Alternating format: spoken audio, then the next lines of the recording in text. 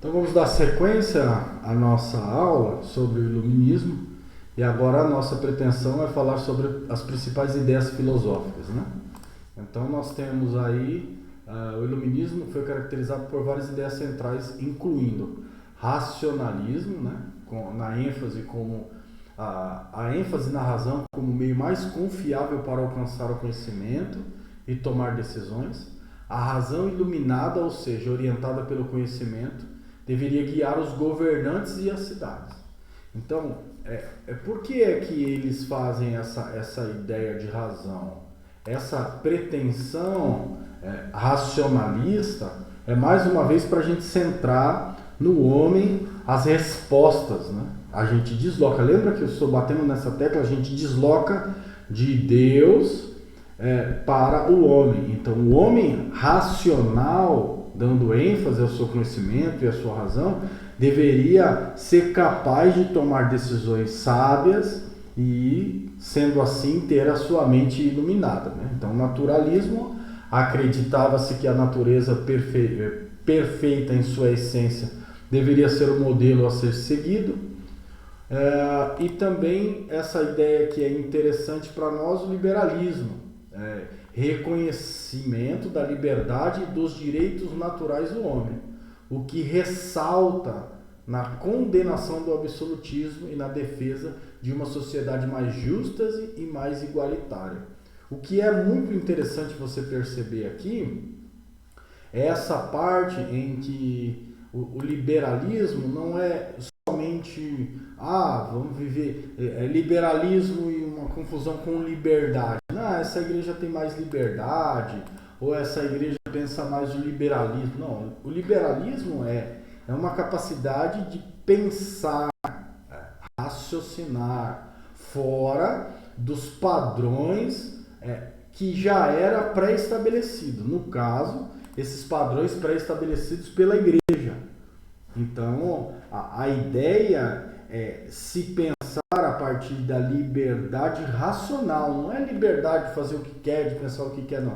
É a liberdade de poder se interpretar a Bíblia, de se interpretar as coisas, de se interpretar os conhecimentos, né, vamos assim dizer, de se interpretar do modo geral a vida e entender a ciência e os acontecimentos, livre da igreja.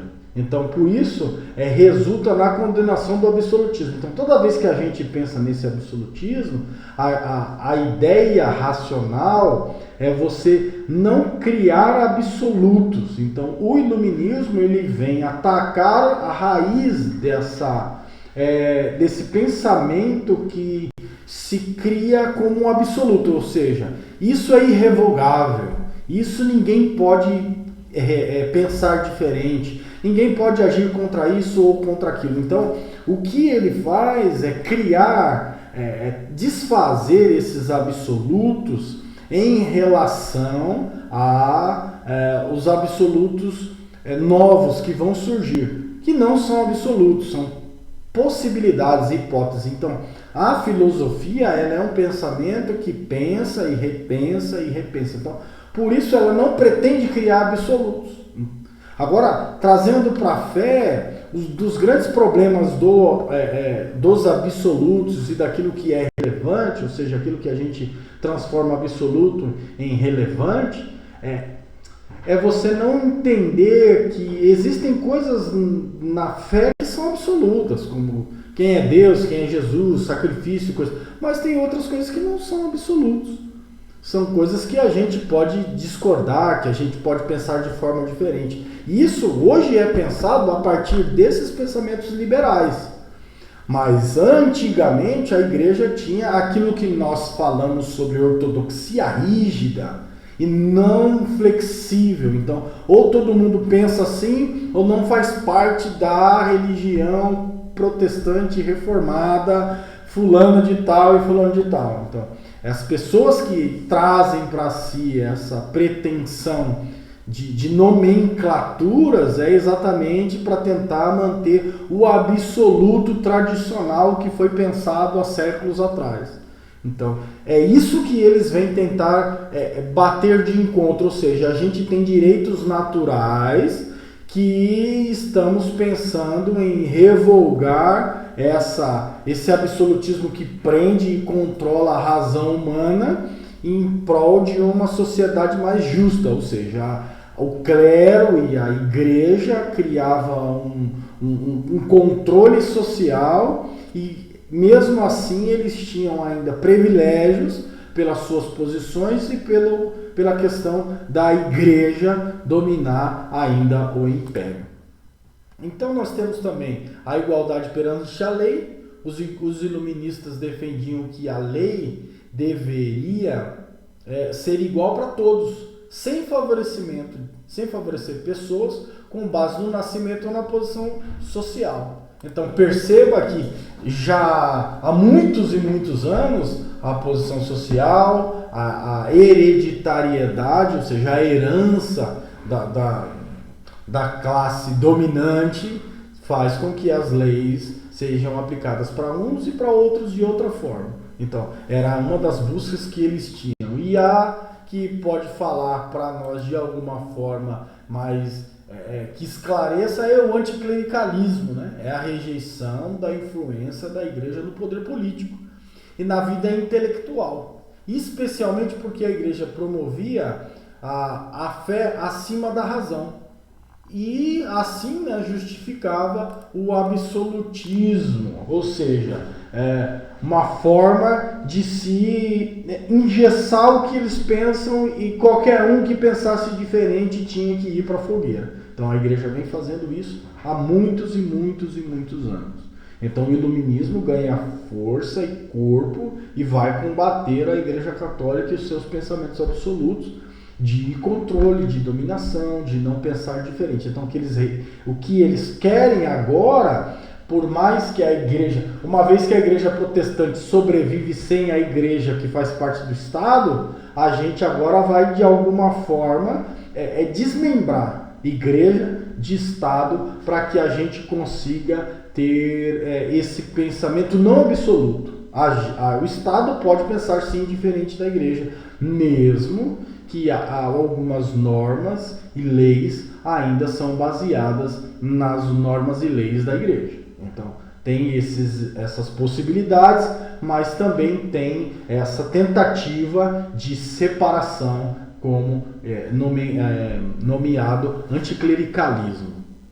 Então, seguindo, nós conseguimos perceber as transformações no campo teológico e essas transformações, elas desafiam, o iluminismo desafiou a teologia tradicional, a autoridade da igreja, introduzindo uma nova forma de pensamento sobre a religião. O movimento atacava os privilégios do clero e a intolerância religiosa, propondo uma visão de religião natural, onde apenas as verdades morais e racionais das escrituras deviam ser consideradas válidas.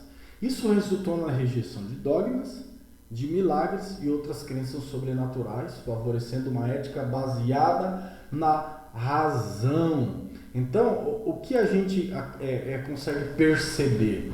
A gente consegue perceber que ela ataca essa ideia de privilégios, né, do clero, de intolerância religiosa, ou seja, as pessoas podem crer em outras coisas, não seja da forma que a igreja pensa. Então, todas essas questões, né, elas são postas à prova. Então isso resultou em quê? Na rejeição de dogmas, né, doutrinas e entre outras coisas, milagres e outras crenças sobrenaturais, favorecendo uma ética baseada na razão. Então não se tem mais bases, como é que eu posso dizer, baseadas nas doutrinas bíblicas e na forma da igreja de pensar. As bases começam a surgir a partir de um pensamento ético-filosófico.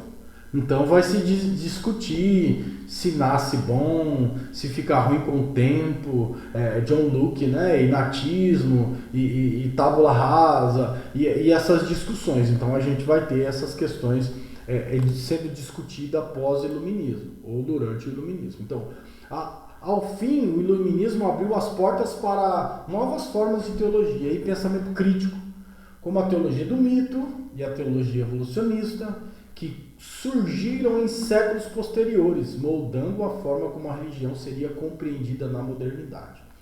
Então, esta síntese, né, que o que eu falei é um resumo, né, porque tem muitas coisas a serem pensadas, preserva as principais mudanças filosóficas e religiosas trazidas pelo iluminismo, como visto tanto as ideias gerais dos pensamentos, dos pensadores, quanto nas influências práticas sobre as sociedades da época.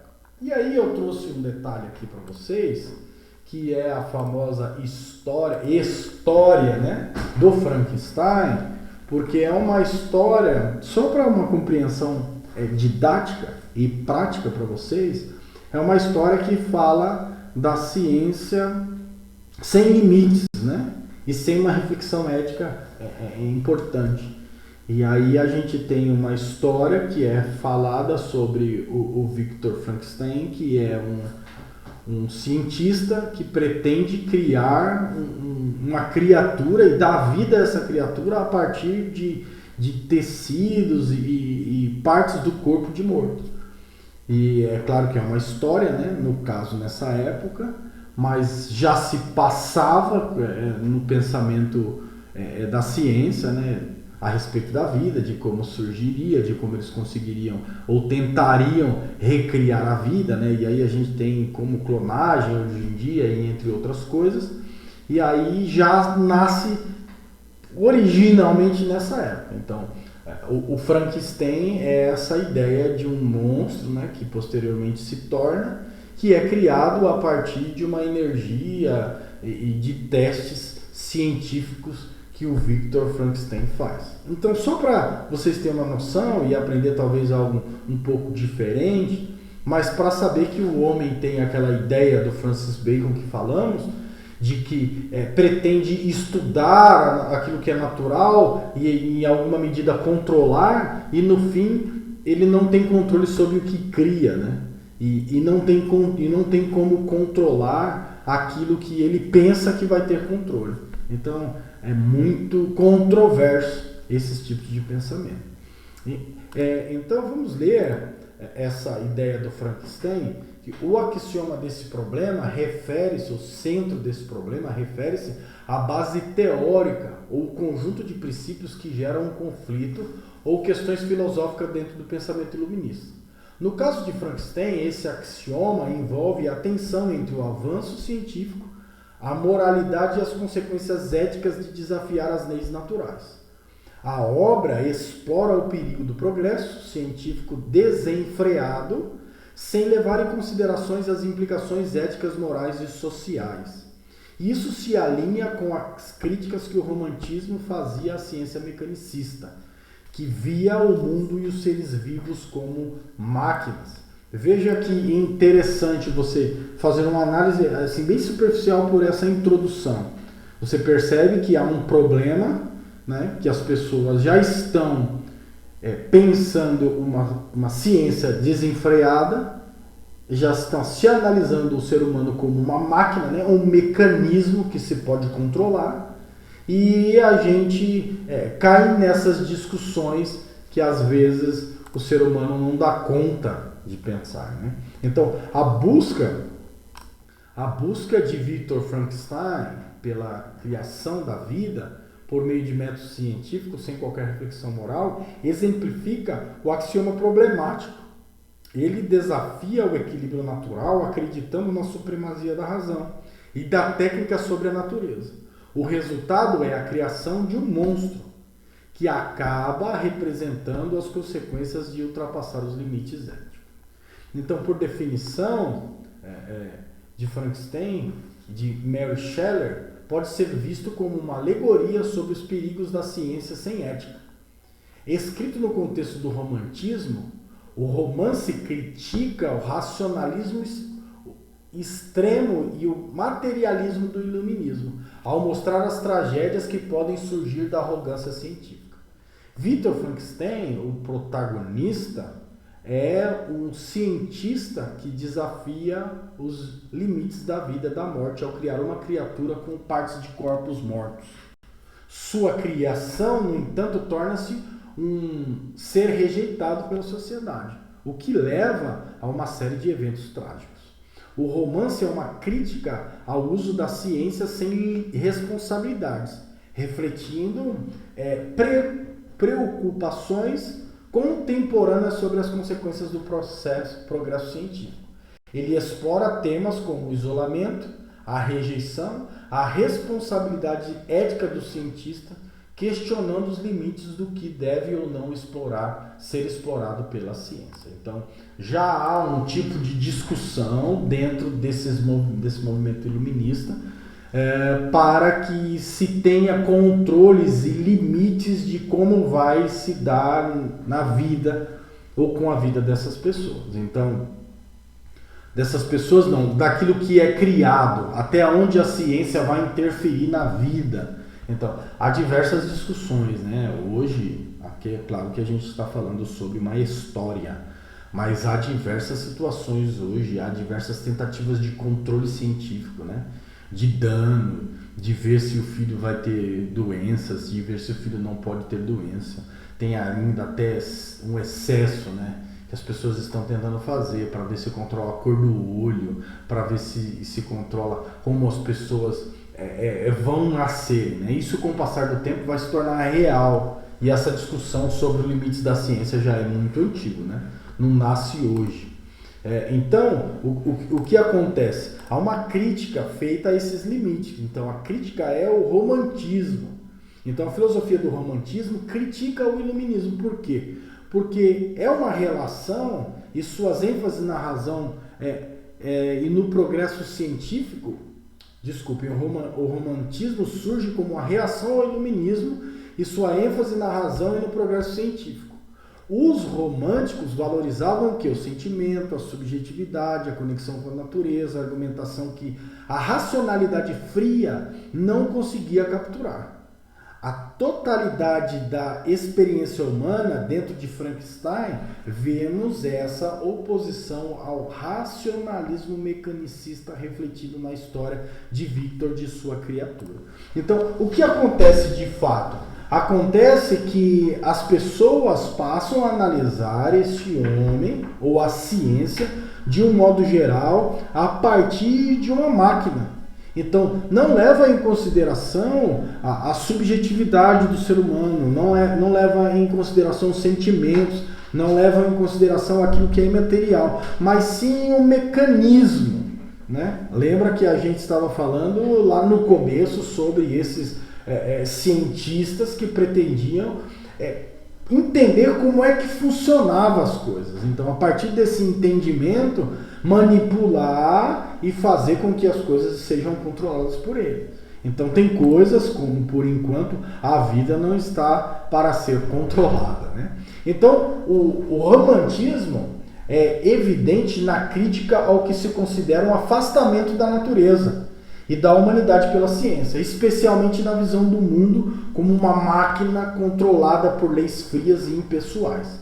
A criação do monstro em consideração pelas consequências morais e sociais reflete essa crítica, mostrando os perigos do uso da ciência apenas como um meio de poder. E aí a gente pode contextualizar e perceber que, de fato, né, as indústrias científicas, as indústrias farmacêuticas se tornaram um grande meio de poder, né, de controlar, um grande meio de fazer o que quiser, vamos assim dizer, porque hoje a gente tem uma venda, né, extremamente desenfreada de remédio. Então você tem remédios para todo tipo de coisa. Você vai dizer, irmão, mas é ruim ter remédio? Não. O ruim é a dependência, né, que se tem de não passar por problemas da vida e não conseguir encarar a vida de uma forma que não seja totalmente buscando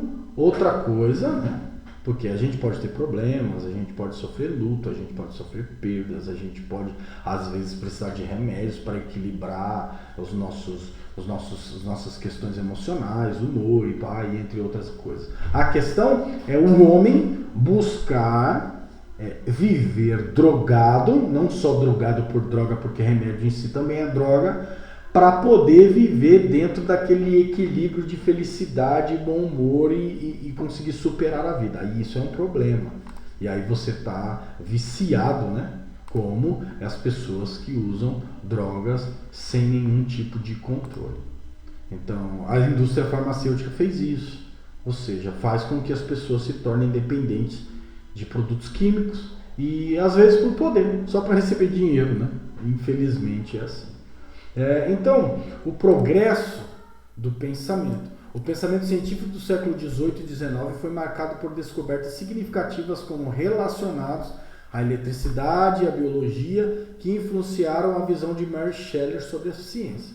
As especulações sobre o galvanismo e o poder da eletricidade em reviver tecidos mortos são centrais para a narrativa de Frankenstein, onde a eletricidade é implicitamente o meio pelo qual Victor dá a vida à sua criatura. Então, o progresso técnico e científico, contudo, foi criticado pela falta de um avanço correspondente no pensamento moral e ético. Shelley reflete esse dilema. Shelley é a criadora da história, né?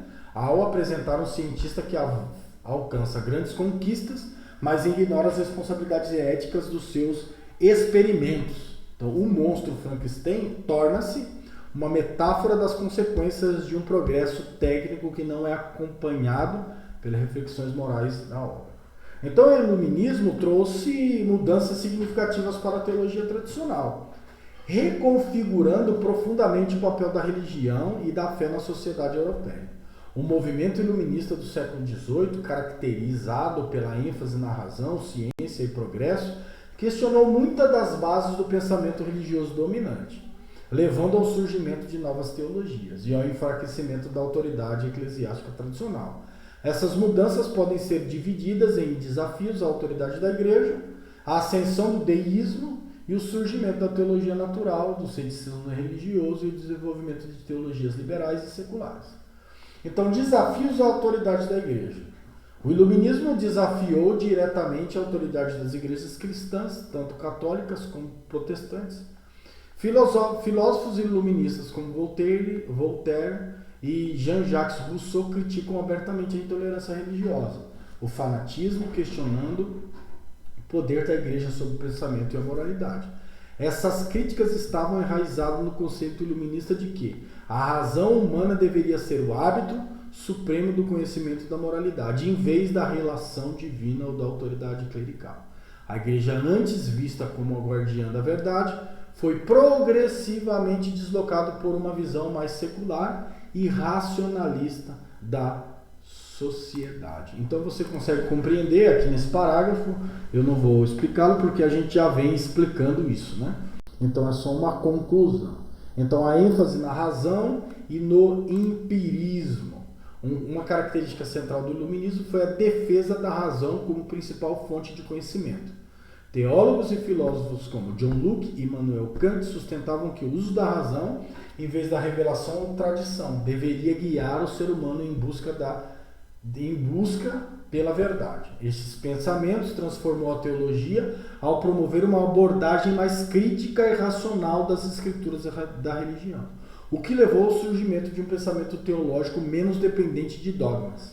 Kant, em particular, argumentou que a religião deveria ser dentro dos limites da simples razão, sugerindo que a fé deveria ser compatível com o pensamento racional e moralidade racional. Então perceba que o Kant ele já faz esse deslocamento. Aqui existe uma fé pensante, né?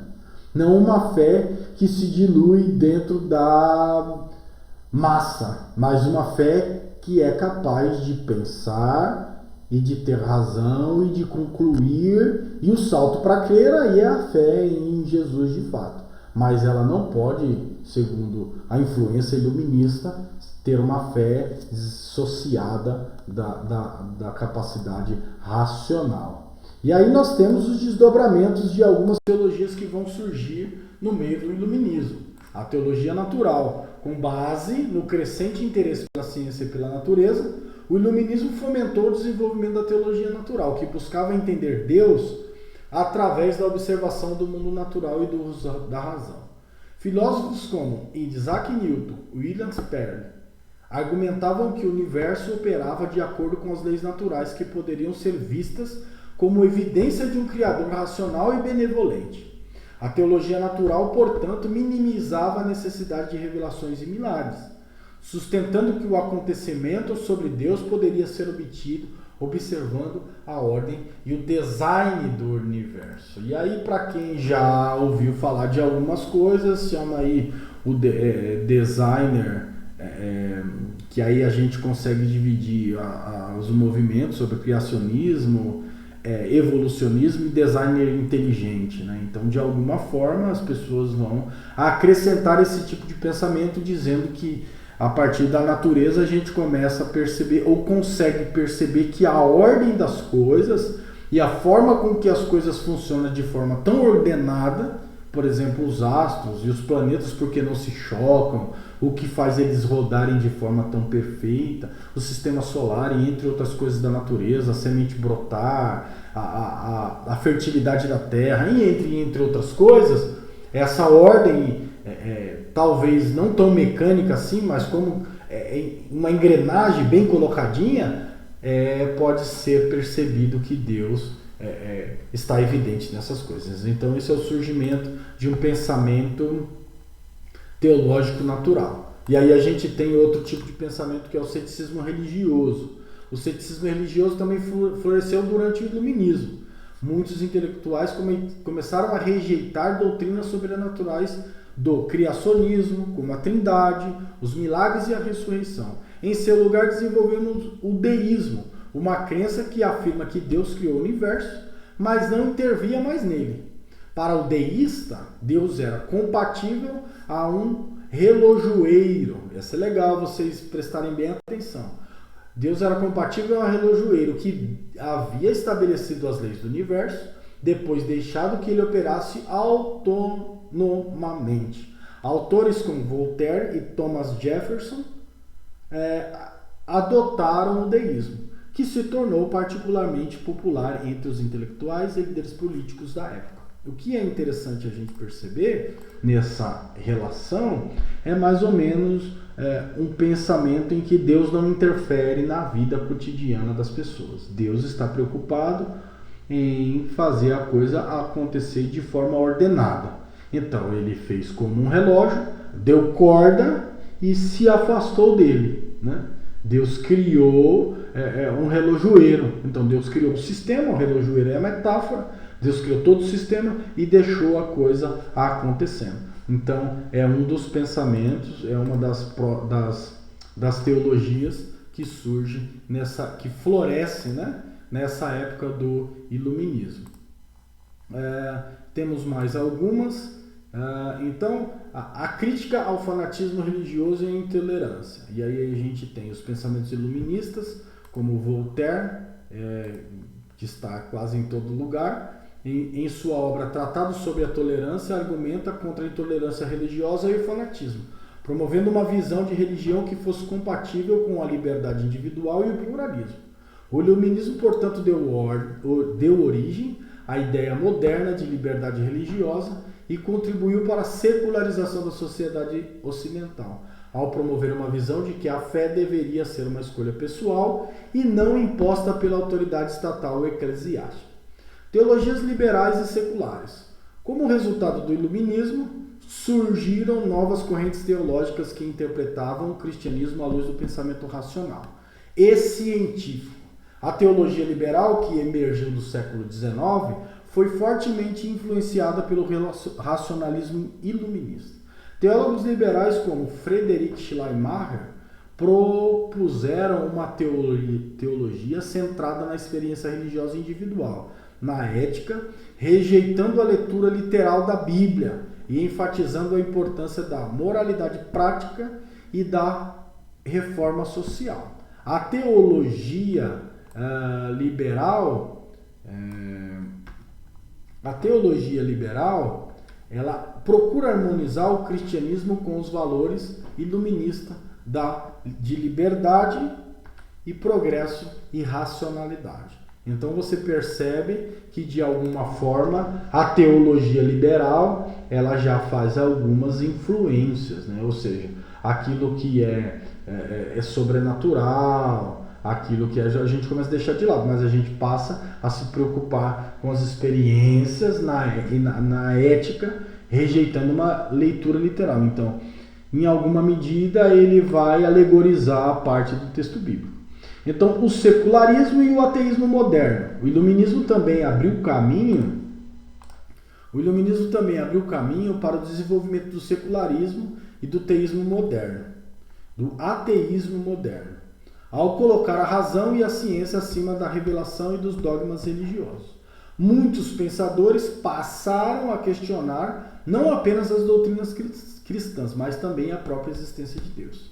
Esse movimento culminou no desenvolvimento de filosofias seculares que viam a religião como desnecessária ou até prejudicial ao progresso humano.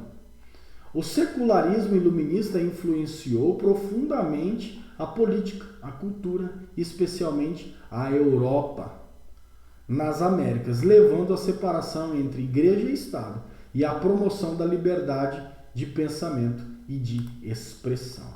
Então, uma das influências, né, que a gente vai ter no iluminismo, na teologia, são todas essas, né? Teologia natural, teologia da libertação, teologia liberal, ateísmo e todas as outras que eu já citei. Então a gente termina a aula sobre iluminismo aqui. Eu espero que vocês tenham dúvidas. Eu espero que essas dúvidas a gente sane na próxima aula e que Deus abençoe vocês. Até logo e um forte abraço.